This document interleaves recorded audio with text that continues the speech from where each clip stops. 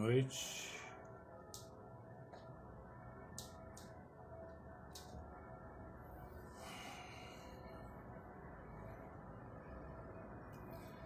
Boa noite a todos. Marluce, Valderez, Fernando Brengel. Oi, Fernando. Você vai falar comigo? Vamos lá. Boa noite, Cariello. Já te chamo. Estou aguardando o Fernando Brengel. Nando Cury está aí. Oi, Fernando. O garotinho... Tudo bom?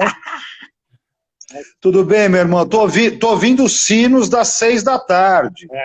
Aqui em casa é fatal. A gente começa com os sinos da igreja de Nossa Senhora do Carmo, aqui na Bela Vista, minha vizinha. Tudo bom? Maravilha. Tudo bem, meu irmão. Eu vou rapidinho, primeiro agradecer ao Otávio Carriello, que vai entrar em 2 minutos. Otavinho é um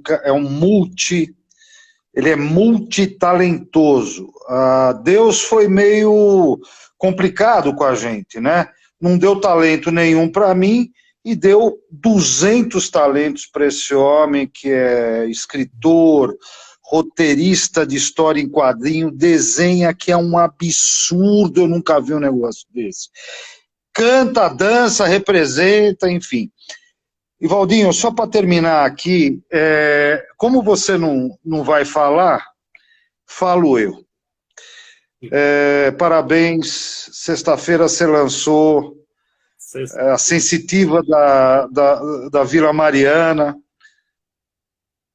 Muito feliz, porque você é uma pessoa que estava escondendo do público essa obra. E alguns são contos, né? São 11 contos, maravilhosos, alguns deles você escreveu recentemente, a maioria não, e eu queria pedir para os amigos aí que estão ligados, para por favor entrar em valdoresende.com, o Valdinho vai pegar a tua mensagem e vai mandar o livro para você gratuitamente. E devia cobrar uns $1.000 cada livro, mas tá, deixa, vai. Não, a gente vai cobrar do próximo. Esse agora, assim como a gente está respeitando aí o final na pandemia, que eu espero que esteja no final, né? E aí a gente Todos nós.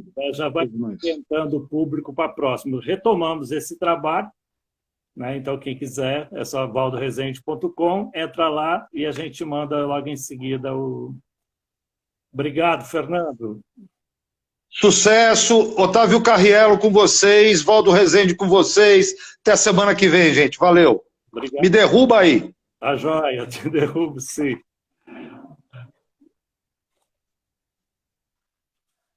Eu agora estou esperando o Otávio Carriello com esse primeiro trabalho dele aqui, é um dos mais antigos que eu tenho.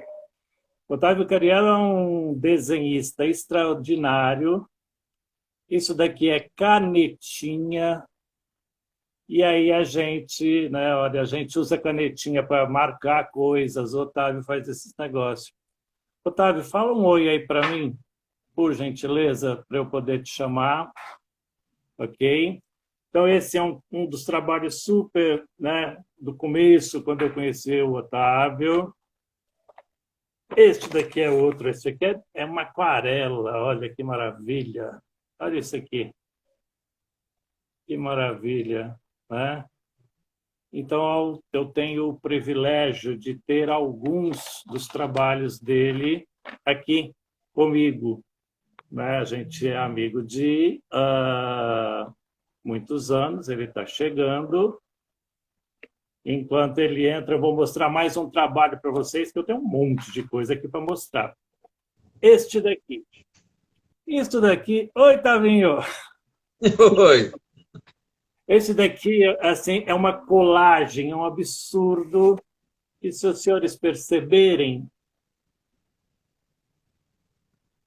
né, são pequenos papéis coloridos, recortados, bonitinho e colados nesse trabalho maravilhoso que o Otávio fez logo quando chegou aqui em São Paulo. Otávio, então, você estava distraído, não viu, mas provavelmente viu. Eu mostrei esse, eu mostrei esse aqui também. escolhi esses desenhos. Esse é de 1988. Isso é Eu velho. escolhi esse desenho para você começar falando conosco da sua origem, né, de Recife, seus Então, primeiros trabalhos, né, esse trabalho aqui esses trabalhos aqui já são aqui de São Paulo, né? já. Mas vamos lá. Boa noite. Boa noite todo mundo, obrigado por vocês estarem aqui. Eu tinha combinado com o Valdo de tocar alguma coisa no final, mas aí eu lembrei de uma música que eu compus muito tempo atrás, e tem uma estrofezinha que talvez funcione para o que está acontecendo aqui, né? E ela é assim, ó. Lá vai o trem, deve haver alguém no fim da linha, esperando uma notícia minha. Há de ter alguém. Trem das lives aí. O Trem das Lives já tem uma musiquinha, já tem uma música e tanto. Então, obrigado, querido. Então, vamos lá. Você Então, eu começou sou de Recife. em... Eu sou de Recife. Eu nasci em Recife em 63, então estou com quase 58 anos. Ah, eu mudei para São Paulo, eu tinha 24, então eu era já um adultinho, né? Vim aqui por algumas razões, atrás de um grande amor e atrás de uma profissão. Eu já tinha tido algumas experiências, algumas bastante interessantes e muito marcantes em Recife. Então, eu não comecei a carreira em São Paulo, eu comecei a carreira em Recife, com 18 anos de idade. Então, ano que vem, 2021, eu estou completando 40 anos de carreira profissional, de ilustração, desenho, né? Nessa brincadeira, nesse caminho todo, eu terminei me transformando em designer, ah, e fiz algumas faculdades, me formei recentemente, faz uns 7 anos, me formei em letras. Então, eu sou, entre outras coisas, eu sou linguista. Eu Eu sou... sou, eu sou professor de língua, professor de artes, e também sou escritor. Maravilha. E esse vai ser o nosso... É o que eu quero nessa live fazer algo que eu não tenho visto e ainda, por enquanto, em relação a você, que é uma retrospectiva da sua carreira, né? Então, Uhum. eu comecei mostrando esses desenhos aqui, né, para quem está chegando agora, né, que são lá do princípio dele. E aí, uma das primeiras incursões, né, o Otávio é internacional, ele não falou aqui, mas o Otávio, né, desenha para fora já há bastante tempo, e um dos primeiros trabalhos é este aqui. Trancers. Primeiro trabalho para o mercado americano. Como é que foi isso? Conta para a gente como é que é, como foi trabalhar para os americanos. Aqui você já estava trabalhando no Brasil, certo? Isso é um trabalho profissional, Sim, sim. eu me Sim, lembro. já estava fazendo um bocado de coisa. Eu andei publicando, acho que eu publiquei trabalhos em todas as editoras brasileiras, fiz coisas para agências publicitárias. Isso daí é uma história engraçada. O Art Comics era uma empresa que fazia tradução de quadrinhos e resolveu um dia fazer a intervenção, né, a intermediação de artistas brasileiros no mercado americano. E eu não estava muito afim, mas o Elcio de Carvalho insistiu um bocado e eu digo, tá, ok, vai. O cara tá em Nova York, me ligou pedindo que eu mandasse material, eu mandei o material para ele. 6 meses depois, aí a gente começou a fazer. E aí eu tive essa proposta aí, uma coisa maluca, porque eu tive que fazer todas essas páginas, né, o desenho e arte final, em 13 dias. Por causa de transfers, eu tive o meu primeiro, que é isso daqui, ó, primeiro cachinho de. Cachinho não, né? Assim, chumacinho de cabelo branco. É dessa época, né? Esses cabelos brancos aqui. Aqui no vídeo parece que não tem cabelo, mas tem cabelo bem branco aqui. Então, é por causa disso. Foi muito interessante, muito legal. Uma experiência extremamente enriquecedora. Recebi uma grana legal, mas eu sempre fico falando para todo mundo. A diferença entre trabalhar com brasileiros e trabalhar com estrangeiros é que lá eles falam uma língua estrangeira e pagam em moeda estrangeira. Ponto, acabou. Você vai encontrar gente muito legal, muito bacana, e vai encontrar um bocado de gente escrota, um bocado de gente safada, um bocado de gente que vai se aproveitar de você. Tá? Ah, Trabalho, então vamos lá, que tem muita coisa para mostrar hoje, eu quero falar muito. É esse. Lovecraft. Lovecraft foi interessantíssimo porque meu irmão saiu daqui do Brasil e ele foi para Nova York para tentar trabalhar com quadrinho. Curiosamente, eu consegui trabalhar primeiro aqui do Brasil e indiquei meu irmão para essa editora porque eu já estava trabalhando para eles. Foi legal porque o primeiro trabalho que meu irmão conseguiu fazendo quadrinho fora, né, do grande nicho foi por essa editora também. Isso foi interessantíssimo. Foi através desse projeto que eu conheci um cara fantástico, que é o Steve Jones, um grande roteirista, escritor também. E nessa época eu já escrevia, já fazia poesia, já fazia conto, mas eu estava produzindo, né, fazendo história em quadrinhos. Eu já vinha produzindo as pranchas do Amigo da Onça, né, que eu fiz com o Jal, e fiz também o Sport Gang. Então, e fiz várias ilustrações para jornal, para revista. Então aí você chegou num momento super de super exposição. O, essa, essa, essa, essa brincadeira foi interessante, né? Foi muito engraçado porque quem estava comandando, né, a escolha de quem ia fazer foi a própria Anne Rice.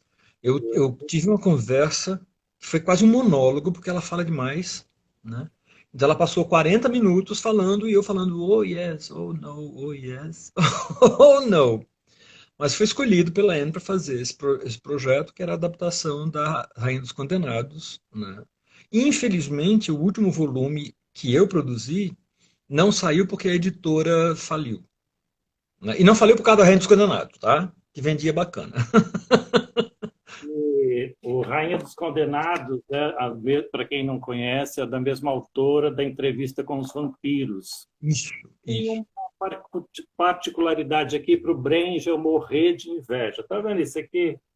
Né? Esse aqui é o do Rainha dos Condenados. Aí tem esse trabalho aqui maravilhoso.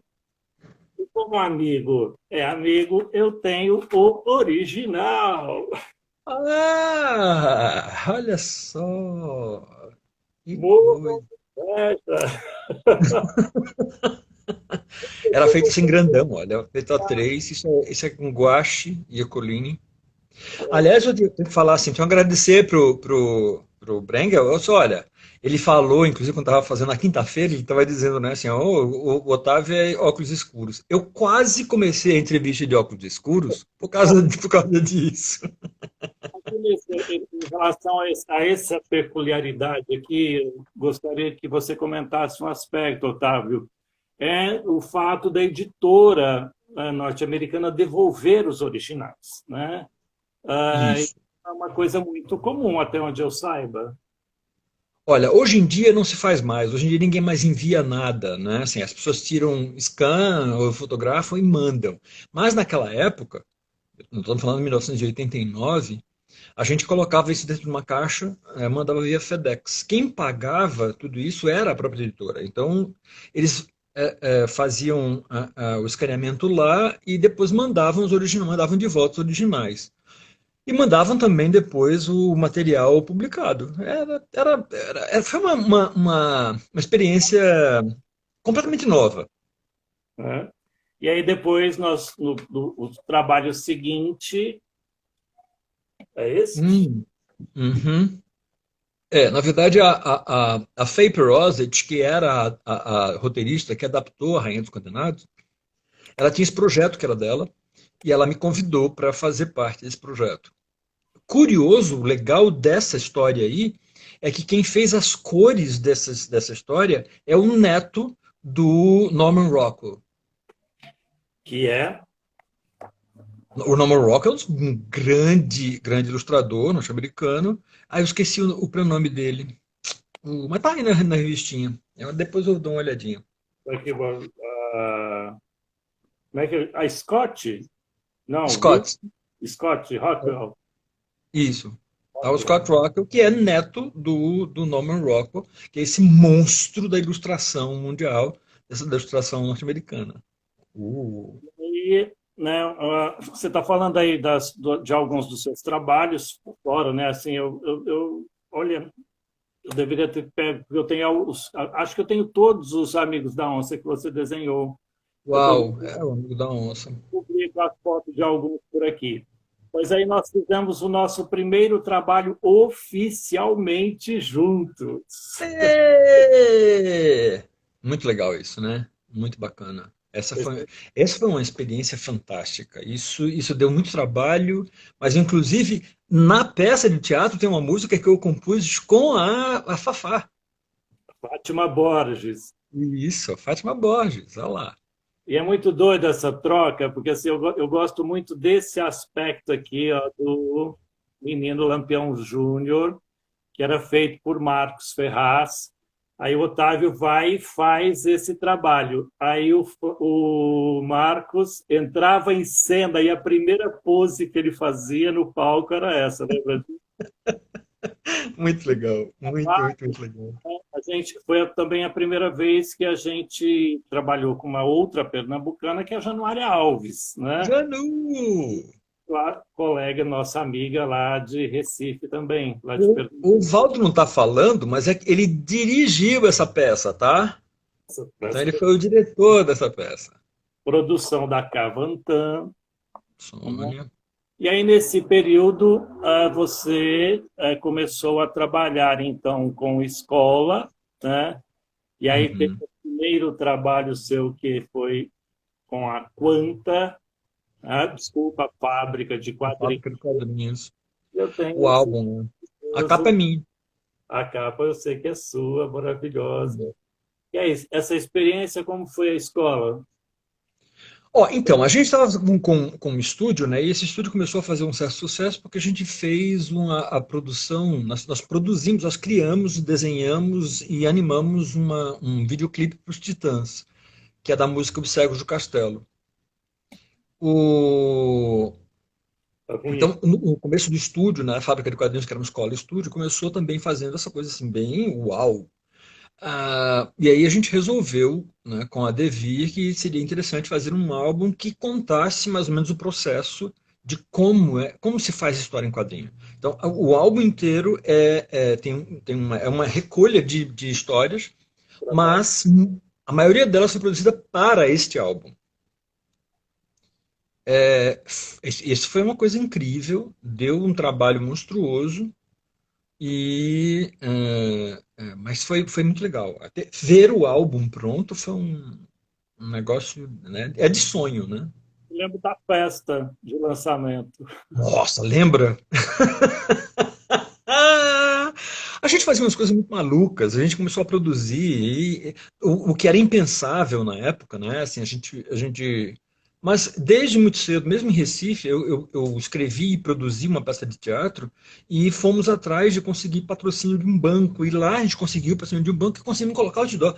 Nós fomos o primeiro grupo teatral de Recife que colocou outdoors espalhados pela cidade, anunciando peça de teatro. Uau! Isso em 1980 e alguma coisa. É, Então, então só uma informação, o Otávio também é ator. Você precisa ver umas fotos dele como ator lá em Recife. nossa, pois é. E foi muito legal, foi interessante, porque aí, quando surgiu a fábrica, a gente também começou a entrar assim, ó, vamos fazer coisa que as pessoas não fariam normalmente. E nós tínhamos um camarada que fazia essas coisas, e era mais doido do que todo mundo, que era o JP. O JP ele ligava para a Globo e dizia: quero falar com o Roberto Marinho. As pessoas fazem, como? Não, senhor, o que, que o senhor quer? E ele explicava o que era e as pessoas indicavam exatamente a pessoa que ele deveria falar. E foi nessa brincadeira que a gente conseguiu fazer umas coisas incríveis, umas coisas bastante inéditas, né, naquele tempo. Vamos lá, Otávio. Essa coisa, o desenho entrou primeiro na sua vida do que a literatura, pelo menos profissionalmente. Então, vamos lá. Profissionalmente, sim. Sim. Desde muito pequeno, desde novo, eu sempre fui. Eu nunca fui tímido, nunca. E aí, quando era criança, eu ficava fazendo apresentação.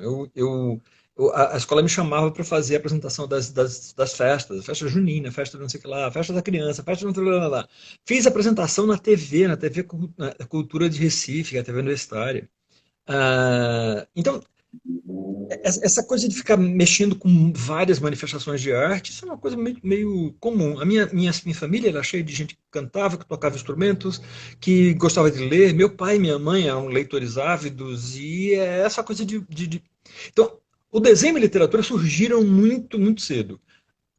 A pintura e o desenho, realmente, em termos de profissionais, foi a primeira coisa que eu fiz, sim.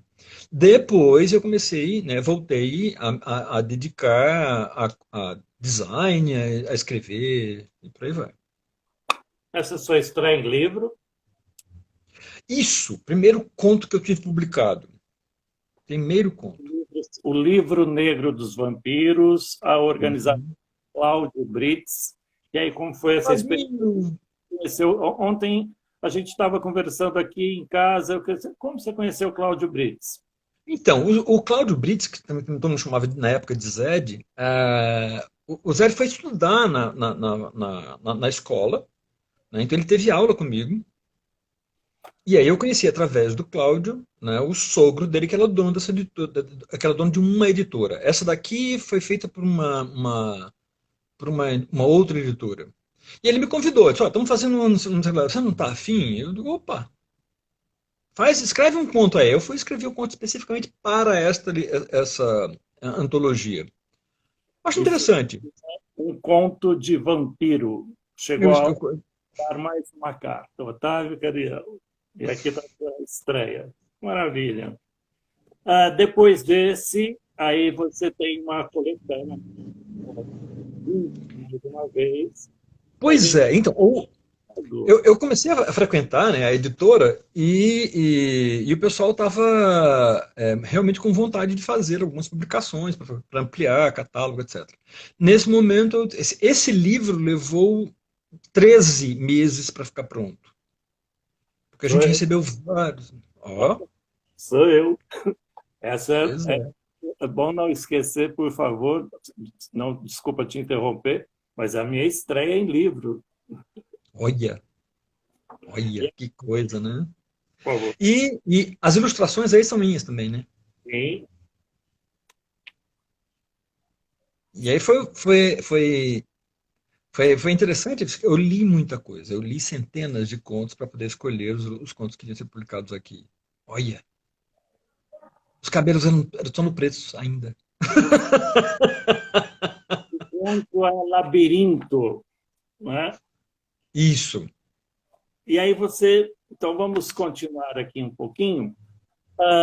Você vai partir para uma experiência, eu acho, inusitada, mega interessante aí na história da literatura brasileira mesmo, que é a Tríade, né? A Tríade é um Sim. livro a quatro mãos, né? O Carlos Andrade, os outros. Então, o Carlos era o dono da editora, né? O Zed, que é o Cláudio Brites, e o Kizzy, né? Que era amigo do Zed, né? Na época. Eles tinham esse projeto, cada um deles escreveu um pedaço de uma grande saga.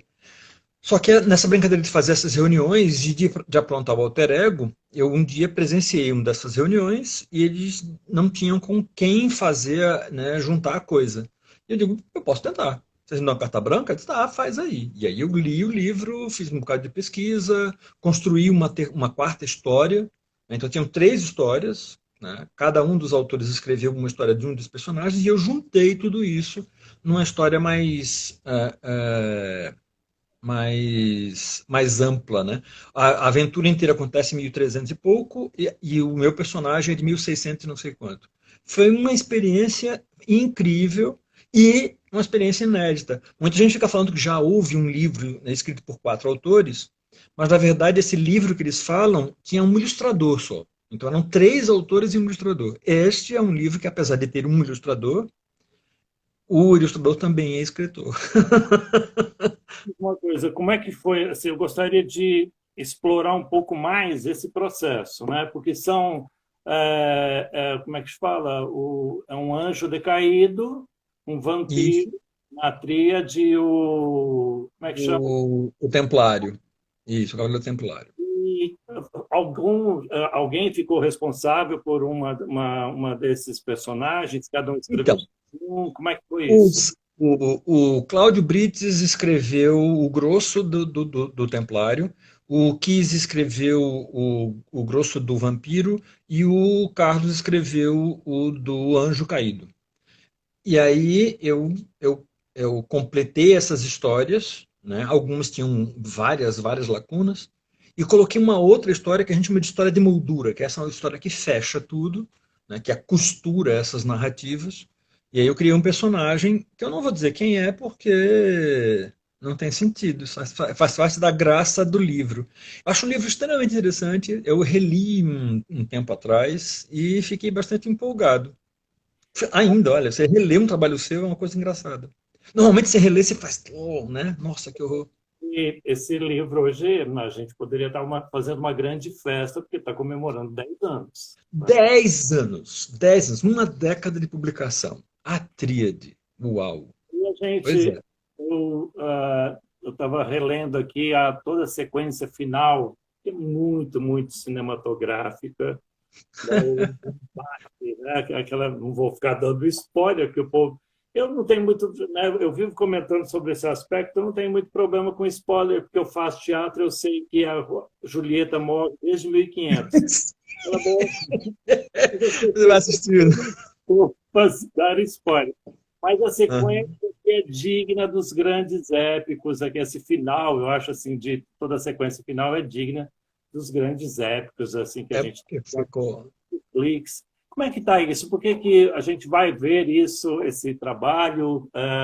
Ele está esgotado, se não me engano? Está esgotado. O livro vendeu toda a tiragem, mas infelizmente um dos autores não concorda em que o livro seja republicado. Infelizmente.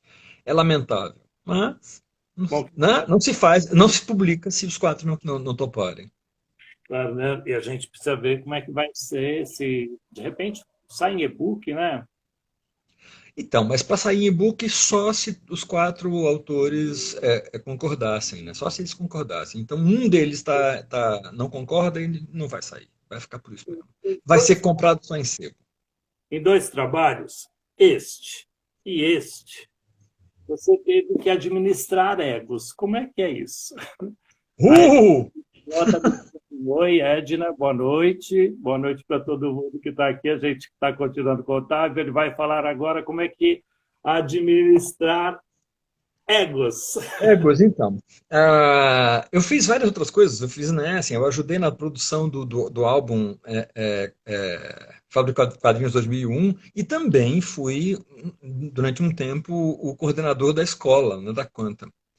Administrar egos é preciso ter um jogo de cintura, definitivamente.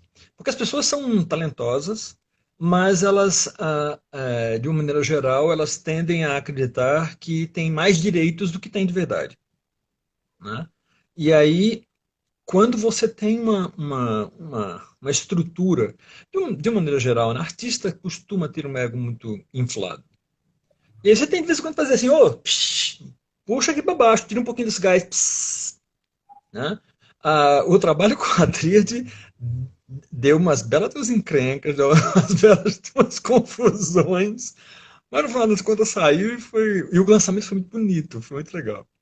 Então, normalmente, em exposições de artes plásticas, a gente tem uma briga aí de quem vai em qual parte da sala mais iluminada, né? Quem na parte mais evidente.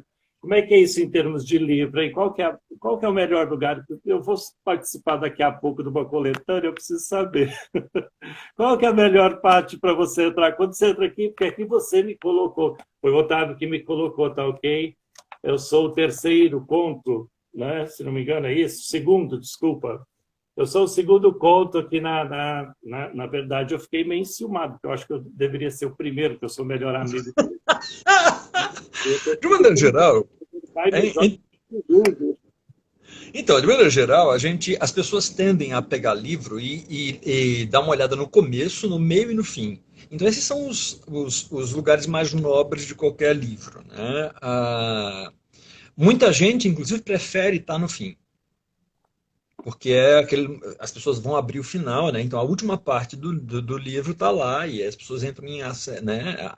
Acessam a essa narrativa final. Então, Mas eu acho que a parte mais nobre são os três primeiros. As três primeiras partes. este daqui, vamos falar de Tu Eres. O Eres, então, olá, eu comecei a fazer quadrinho, né, a escrever quadrinho muito, muito, muito lá atrás. Na época de Tu Eres, eu estava trabalhando com uma grande amiga, que é a Marcela Godoy, que vocês poderiam pensar em aventar a possibilidade de conversar com ela. Ah, Hoje eu estava conversando com o Fernando Brengel. Marcela Godoy é uma das nossas próximas convidadas. Ótimo. Então, assim, a gente foi trabalhando e eu terminei, veja, nesta época que eu estava escrevendo, que eu publiquei Tu Eres, eu estava escrevendo o meu primeiro romance que terminou ficando o segundo, o terceiro, etc. Porque a Marcela leu um dos meus roteiros e disse, mas a maneira como você descreve esses quadros é muito literária, por que que você não pensa em fazer um romance? E aí eu comecei a escrever o Romance de Madrugada. Eu levei aí uns 4 meses produzindo, mas o livro ficou com 700 páginas. E aí isso é impossível, né? Você começar a estrear um romance com um livro de 700 páginas. Então eu deixei ele meio de lado e comecei a pensar em escrever uma história que fizesse uma espécie de homenagem a São Paulo, mas principalmente homenagem ao Brasil. E eu escolhi o ano de 1982, que é um ano de Copa, e com Tu Eres eu descrevo as vidas dos moradores de um edifício, de todos eles, e qual é a relação que eles têm com a história do Brasil. Então, você fica lendo as histórias dos personagens, vai remontando um bocado do Brasil, em alguns casos, desde o Brasil colonial. E faço costuro uma crítica, né, violenta, porque tem um personagem que é um personagem odiado por todos. Um dos moradores é odiado por todos. E Tu Eres começou com eu estava tentando responder um desafio que Humberto Eco fez quando ele escreveu o preâmbulo do Nome da Rosa. Ele está falando que assim, o único livro que nunca foi escrito foi um livro em que o leitor é um assassino. E aí eu escrevi Tu És, tentando fazer isso, tentando provar que dá para que o leitor pode ser um assassino. Então, mas quando se fala do seu livro, por exemplo, né, aí você está falando, um assassino, né? Mas esse livro é de um humor extraordinário, né? E aí eu estou me lembrando agora lá vou eu dando spoiler de uma mocinha que grita na janela, entendeu? Eu sei exatamente o que ela grita. E também tem uma história muito louca, porque eu queria comentar esse aspecto. Tem uma história aqui que a gente acha que é loucura do escritor, né? Porque tem um cara que dá 2 tiros na cabeça e não morre. Pois é. Eu fico falando assim, eu conheço um cara que deu 2 tiros na cabeça. A gente, escritor é um chupim, né? Ele vai pegando aspectos do dia a dia, aspectos da vida de outros, faz algumas transformações, mexe aqui, torce aqui, né? E inventa em cima. Alguns aspectos das histórias contadas neste livro é muito engraçado porque algumas das coisas mais estranhas elas são verdade, elas são reais. É muito louco, porque assim, quem olha, né? Uma que eu gostaria de dar uma paradinha aqui agora para a gente conversar sobre a observação, né? Você escreve como quem observa, mas aí no sentido não do autor literário, vamos dizer especificamente, mas também do desenhista. Você dá um detalhamento muito peculiar naquilo que você escreve. Então, essa observação, né, do mundo, do entorno, né, que vai te levar a fazer desenhos extraordinários, te leva a construir textos. E aí você tem algumas eu gostaria de conversar sobre a inspiração de personagens. Como é que surgem os personagens? Como é que você pensa, né, qual o seu processo de trabalho? Então, olha, desde muito pequeno sempre fui muito curioso. Eu perguntava muita coisa e as pessoas ficavam irritadas porque eu perguntava muito. E aí eu comecei a perceber que daria para a gente começar a ler as pessoas sem precisar perguntar. Eu comecei a desenvolver conhecimento desse tipo. Você sabe muito bem que você tem alguns conhecimentos de coisas que também são fora da caixinha. Então eu aprendi a ler, por exemplo, letra. Eu sou eu leio a letra dos outros, né? E aí você olhando assim, você começa a descobrir coisas das pessoas. Isso então é um exercício desde muito sempre. Mas eu gosto muito de usar algumas estruturas. Por exemplo, eu tendo a trabalhar vou falar na tríade, eu tendo a trabalhar com trios. Eu gosto muito de trabalhar com trios. E trabalhar com trios em que um das figuras tem algo completamente diferente dos outros. Então tem um sempre que tem uma coisa em comum, e então, dois casados, um solteiro, né? Aí tem dois órfãos e um que tem pais. E, eu vou brincando com essas coisas, vou construindo essas possibilidades de embate entre realidades. E é óbvio que a gente vai tirando inspiração em pessoas que a gente conhece. Tá aí você lançando seu livro, né? Você lançou o livro ontem, né? Anteontem, que é baseado em coisas, aspectos, eventos, né? Causos que você ouviu falar.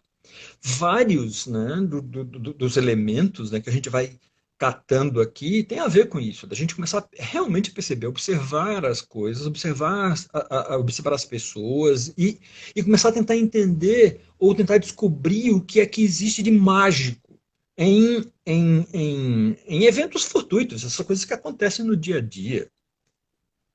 E aí você escreve sobre a Bela Vista, né, nesse bairro, Sim, né, nosso sim. bairro, meu bairro, você agora está morando no Paraíso. E aí eu tenho uma outra coisa que eu gostaria de comentar, né? Assim, na maneira em como você escreve, você exige do leitor um conhecimento razoável, porque o indivíduo tem que saber quem é a Marisa Raja Gabalha, quem é, sei lá, o Carol Wojtyla, essas referências que economiza no conhecimento, né?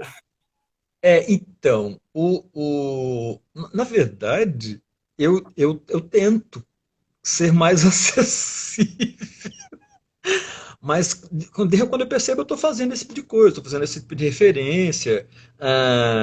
Então, se eu falo, por exemplo, eu fico dando o nome do Papa, o nome de batismo de um Papa, né? Assim, eu fico dando o nome de uma figura que escrevia uma coluna. Assim,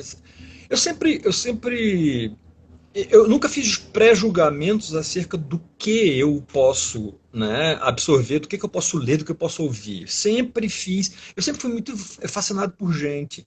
E aí eu consigo, e é muito engraçado porque não sei se isso tem a ver com uma questão de signo, mas desde muito cedo as pessoas chegavam para mim, assim, no ônibus, no metrô, no meio da rua, as pessoas me param falando assim, e começa a falar da vida, começa a mostrar e a contar.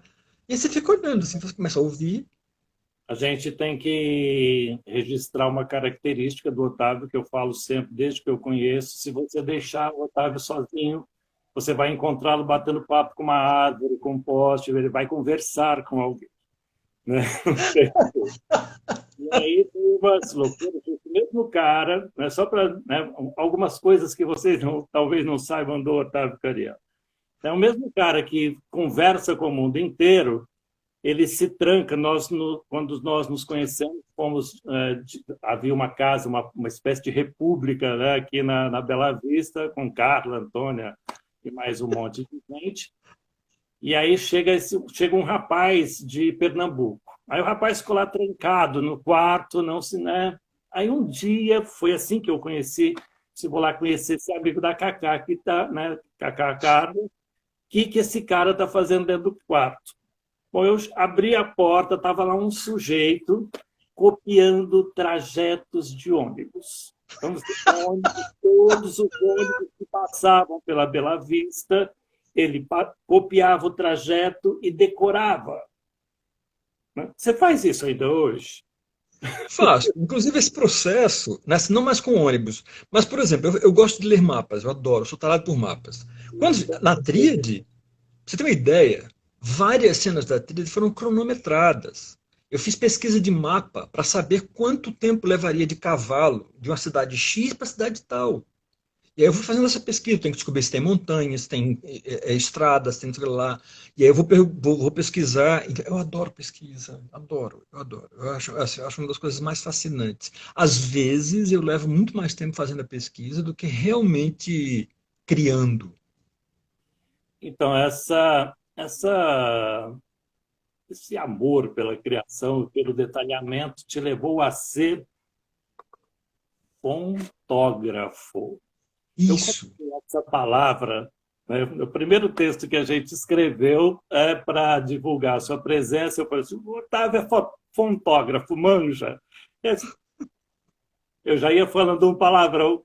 É carambola, que é um fontógrafo. Meu Deus do céu, fontógrafo. Por Então, favor. fontógrafo é quem faz fonte, quem faz fonte de letra, não é fonte que sai aguinha, é fonte de letra. O fontógrafo é o designer. Muita gente fica falando, não, porque a arte invisível, a arte invisível. Na verdade, quem faz fonte, quem é tipógrafo, né? O tipógrafo é quem trabalha com fonte, mas na punção, né? Na madeira, no metal. Eu sou fontógrafo porque essa é a versão digital da coisa. Mas eu estudei, eu sou, entre outras coisas, né, eu sou filólogo, eu gosto de buscar a origem das coisas, então eu entendo um pouquinho de alfabetos, de formas de escrita, então eu tenho um fascínio por esse tipo de coisa. E eu tenho hoje mais de 200 fontes minhas. Aliás, nos livros que eu publico, normalmente as fontes são minhas, os quadrinhos que eu publico. No próprio Alter Ego, aquela fontezinha que está na capa é minha, né? O meu próximo romance, por exemplo, eu estou criando uma fonte específica para ele, Olha que chique. E para que ele além seja escrito. das peculiaridades suas que eu quero comentar com o pessoal, imagine alguém que se levanta domingo de manhã para ir para uma aldeia indígena estudar Guarani. Então, eu tenho esse fascínio, né, por línguas. Eu já inventei algumas línguas. Alguns dos meus personagens falam línguas que são só deles, porque eu vou lá, eu tenho algum conhecimento, sou linguista, né? Então eu tenho algum conhecimento desse tipo de coisa, e aí eu fico criando línguas, fico criando alfabetos específicos e crio as fontes com esses alfabetos, né? Então eu acho fascinante a ideia de você começar a pensar como é que um determinado grupo se comunica e o que isso, né, as palavras que eles usam, a estrutura que eles usam, né, significa a cultura desse povo. É óbvio que todas as línguas que eu crio é artificial, extremamente artificial, e não está longe de ser né, uma língua de verdade, essa usada como a nossa, por exemplo. A Simone, que é professora de letras aqui, é uma grande amiga, né? E está perguntando aqui se é sério essa história. Não, ele é sério. Ele não, estuda Guarani, estuda chinês. Que mais não? Quantas línguas? Então, olha, eu tenho fluência em duas línguas. Realmente em duas línguas, português e inglês. Mas eu falo razoavelmente bem espanhol. Eu consigo falar, escrever e entender um pouquinho de francês, italiano. Mas eu falo várias frases em várias línguas. E eu consigo entender algumas estruturas mais básicas. Então eu não vou me perder, por exemplo, em pegar um texto em ah, eu consigo ler, por exemplo, o alfabeto cirílico, eu consigo ler um pouquinho do alfabeto hebraico, eu consigo ler um pouquinho de japonês, eu consigo ler um pouquinho é, é por aí.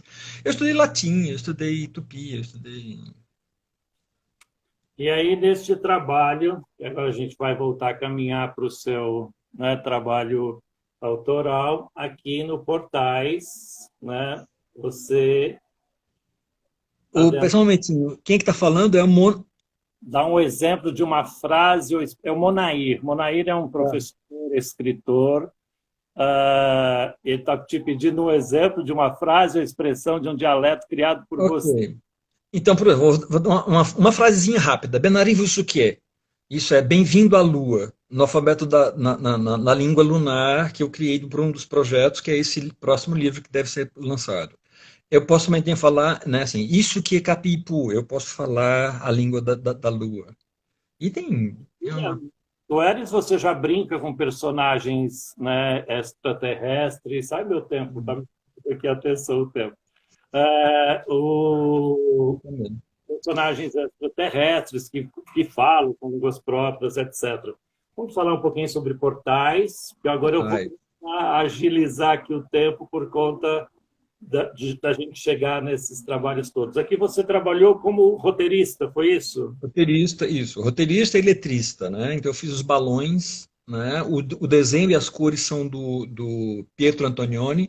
O mais engraçado de Portais é que essa versão que você está segurando é uma versão portuguesa, né? Essa versão foi publicada em Portugal. Tem a versão brasileira, né? E a versão portuguesa. Foi publicada pela Polvo. Aí em Portais, vários personagens falam línguas diferentes. E aí e tem os alfabetinhos que eu criei, as fontezinhas que eu criei, né? Então tá lá colocado. Você não precisa entender. Funciona meio como se você entra numa sala e tem alguém falando em francês. Se você não sabe francês, fica lá falando, né? Abajur, né? Mousse. Publicar em Portugal, porque ontem eu fiquei muito feliz que essa história de lançar livro online, o livro caminha rapidinho. O meu livro já está no Porto, né? Eu fiquei muito feliz. Parabéns! Eu fiquei lá, como é que é fazer um livro? Como é que foi essa história de estar então, em Portugal? a editora Polvo é do Rui Brito, e o Rui leu, né, Portais, porque ele foi um dos financiadores, porque ele adorava o trabalho do Pietro, e ele estava lançando, ele vem lançando quadrinhos brasileiros em Portugal, para o público português, né, fazendo uma adaptação para a língua portuguesa de lá, né, a maneira lusitana de falar português. Ele entrou em contato com a gente assinou um contratinho, né? Assim, a gente não pode mais vender os nossos portais para portugueses, né? Porque aí seria injusto, ele está né? Fazendo concorrência com o próprio trabalho. Mas foi legal, foi bem interessante. O Rui já entrou em contato com a gente, se você não tem uma continuação, existe, a continuação existe, está pronta, precisa colocar cor só. Olha você!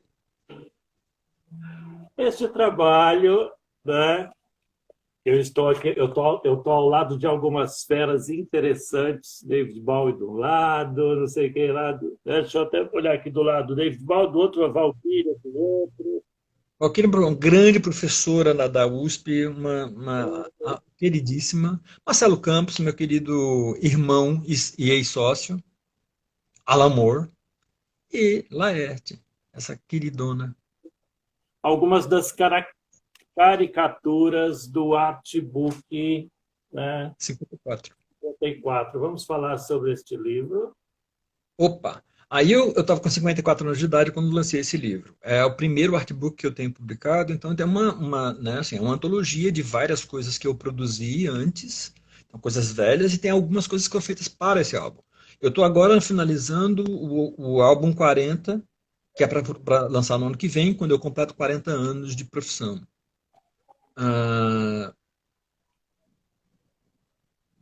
Isso são projetos ilustrados, né, que foram colocados na grande mídia brasileira. O interessante desse livro é que o design é meu, as fontes todas são minhas. E aí eu fiquei brincando, em cada página dupla tem uma fonte específica, né? É um trabalho, né, que sintetiza toda a sua carreira, de uma certa forma. Sim, sim. Tem até inclusive um trabalho que eu coloquei quando eu tinha 13 anos de idade, né, que é fora da minha que eu considero profissão, mas já tinha aí feito a BIC. Eu gosto muito de fazer coisa em BIC, né? Ó, eu fico produzindo essas coisas assim, ó.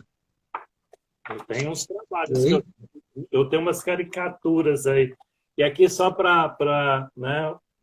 As fontes, algumas das fontes. Aqui estão as fontes feitas por você. Esses intervalos todos entre uma publicação e outra, Como é que você vê o mercado brasileiro, o mercado editorial brasileiro? Agora, com a internet, a gente tem zilhões de possibilidades. Você está usufruindo dessa possibilidade. Você coloca, você faz livros digitais, você divulga o teu trabalho. Coloca num blog, coloca num site, faz edições digitais e você consegue negociar isso de uma maneira interessante. Ah, a questão editorial, as editoras, né, elas estão capengando, elas estão realmente precisando tomar medidas um pouco drásticas, principalmente porque agora a gente tem um monstro, né, que virou a contenda é grande, né, que é com a Amazon. Mas, se você souber aproveitar, dá para você usar a Amazon em seu favor, né? Então tem zilhões de coisas a gente precisa realmente se digitalizar. Se você quer estar no meio, você precisa entender de como é que você pode entrar nesse mundo digital. E tem os puristas, né? Eu gosto muito de livro em papel. Eu gosto muito. Não, será que não? Otávio, agora a gente está partindo para os 10 minutos finais. Eu quero que você fale, antes de você cantar, eu quero que você fale sobre Lunáticos. Isso, Como é que chama aquela moça lá do Diabo Veste Prada? Né, que a Meryl Streep lá brinca com a moça e faz a moça buscar os originais do Harry Potter para os filhos. Eu não tenho os originais do Harry Potter, mas eu tenho os originais do Otávio Cariello, que eu estou lendo, né? Mas eu prefiro que ele fale sobre Lunáticos, o próximo trabalho que vem aí. Então, o livro eu terminei, enfim, eu consegui enxugá-lo. Ele continua com um bocado de página, tem 500 páginas. Mas, de novo, é uma história de três camaradas, né? E que acontece no futuro. Eu adoro ficção científica como base para a construção das relações humanas que eu consigo estabelecer. É um projeto que tem a ver com o universo de portais, é um projeto que tem a ver com o universo de Tueres, então eu faço umas costurinhas, né? Mas é uma obra que funciona sozinha.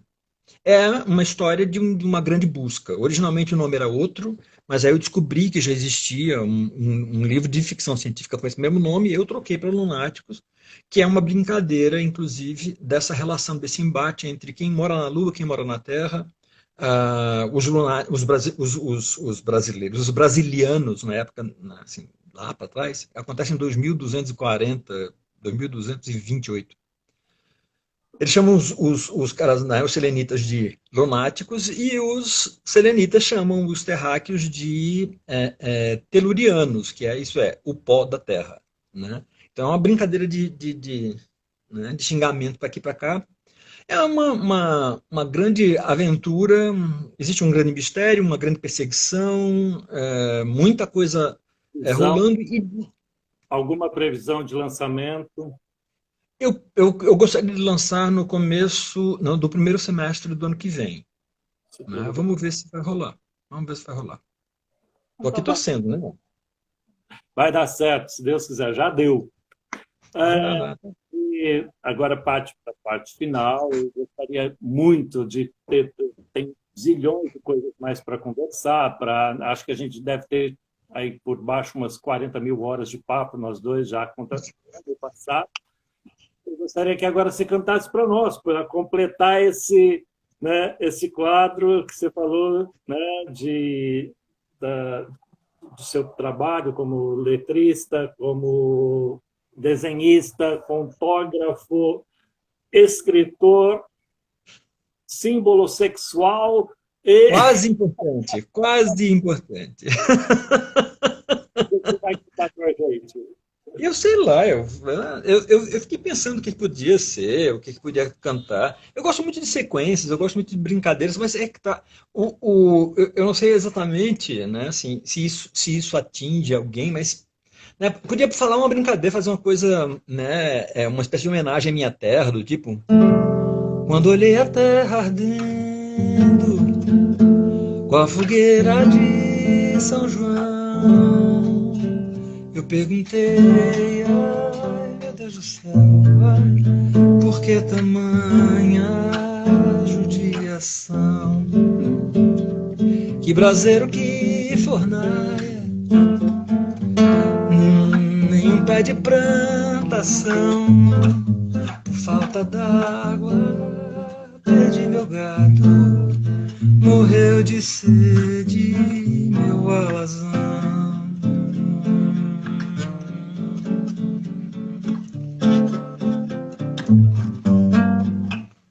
Quando o verde dos teus olhos se espalhar na plantação, eu te asseguro, viu, não chore não, viu, que eu voltarei, viu, meu coração.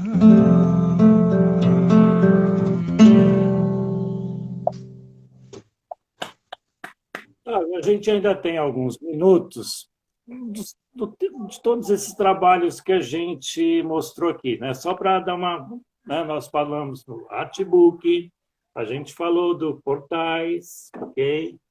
A gente falou de Tu Eres, a gente falou de, graças a Deus, muita coisa, Alter Ego, a gente falou da Tríade, a gente falou do Livro Negro dos Vampiros, a gente falou das revistas todas de quadrinhos, que eu não vou dar tempo aqui. Né?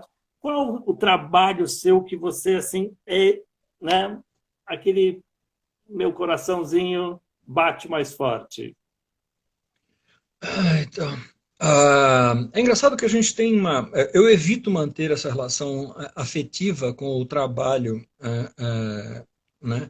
Principalmente, assim, Tu Eres, por exemplo, eu levei alguns anos, né, antes de reler Tu Eres, né, para manter um certo distanciamento, uma coisa mais, né, uma coisa, talvez seja saudável você manter esse distanciamento.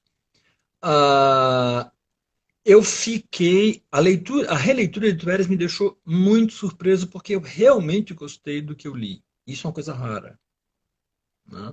Então, de uma maneira geral, o Tu Eres ainda é a menina dos meus olhos. Engraçado que nesse processo que eu estava recolhendo os trabalhos teus, né, para a gente bater esse papo aqui, o Tu Eres me chamou a atenção no aspecto do humor. Eu achei, assim, não sei, a gente já conversou várias vezes sobre seus trabalhos, né, quando a gente bate papo por aí, mas, assim, eu acho que, e talvez porque eu esteja, né, a gente está no momento que a gente precisa de humor, eu acho assim, olha, a moça que tem umas particularidades lá anatômicas, né? Eu fico olhando assim. Eu gostaria muito que as pessoas lessem os trabalhos do Otávio. Também adoraria. Adoraria. O escrever é isso, é essa coisa de dividir, de você contar histórias para que alguém leia, para que alguém ouça, para que alguém, né, frua dessa brincadeira e saque. Mesmo quando eu estou escrevendo uma coisa muito, muito, muito séria, e Tu Eres tem um lado muito, muito sério, e é a última pergunta, né, que o autor faz, né?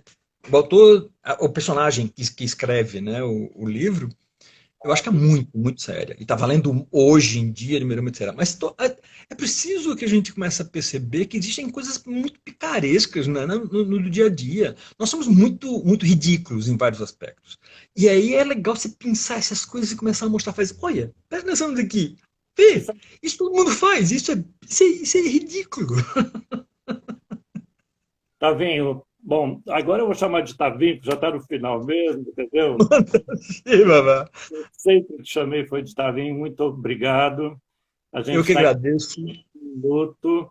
Eu acho que você enriqueceu muito a nossa noite, a nossa live. Né, o Fernando está pedindo para que eu te agradeça, mas também em nome dele. Um beijo para você, Breno. E as últimas palavras são suas. Vamos lá? Então, eu acho que o interessante é a gente realmente levar. A vida ela já é muito séria. O tempo é cruel. Ele é. A gente vai cair. Manda lá. E eu acho que a gente precisa realmente tentar achar pessoas, coisas que nos ajudem a fazer com que a nossa vida seja menos séria, menos pesada. Obrigado, querido. Obrigado, obrigado. Eu que agradeço, eu que agradeço. Boa noite. A Beijo, gente beijo. faz Um beijo grande.